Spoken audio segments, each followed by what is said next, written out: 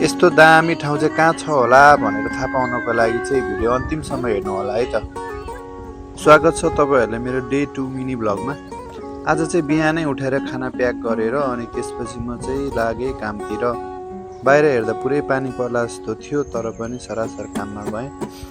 तर सोचेको जस्तो चाहिँ केही पनि भएन है। यहाँ चाहिँ पुरै मेला लागेको रहेछ। हाम्रो नेपालमा चण्डे पूर्णिमा जात्रा लागेको जस्तै यहाँ पनि त्यस्तै टाइपको मेला लागेको रहेछ। म चाहिँ अनि एकछिन रमाइलो दृश्यहरू हेरेर सरासर आफ्नो गन्तव्यतर्फ लागेँ र एकैछिनमा म मेरो काममा पुगेँ। अनि काममा पुग्दा त म लास्टै असिन पसिन भएको थिएँ क्या। त्यसपछि 3 बजीतिर ब्रेक भएर खाना खाएर अनि त्यसपछि यो चाहिँ मेरो काम सकेपछि हो है। मैले भिडियोमा सुरुमा देखाएको ठाउँ चाहिँ यो मैले काम गर्ने ठाउँको हो। यो ठाउँको नाम चाहिँ अमेरिकन भिलेज भन्छ। यो चाहिँ नाइट भ्यू हो, बवाल देखिन्छ है त। अनि त्यसपछि चाहिँ म लागेँ फेरि आफ्नो घरतिर। यो चाहिँ तलको बाटो हो है।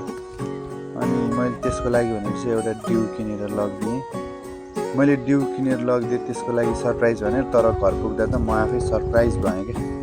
त्यसले यति धेरै कुराहरू बनाएर राखेको छ होला भने मैले एक्सपेक्ट पनि गरेको थिइनँ क्या। तर सब कुरा धेरै मिठो थियो। त्यसको लागि चाहिँ यसलाई धेरै धेरै धन्यवाद, मलाई यस्तो सरप्राइज दिएकोमा। यस्तो सरप्राइजहरू फेरि कहिलेकाहीँ मैले पनि दिएर हुन्छ, त्यही भएर यसले पनि मलाई आज सरप्राइज दियो।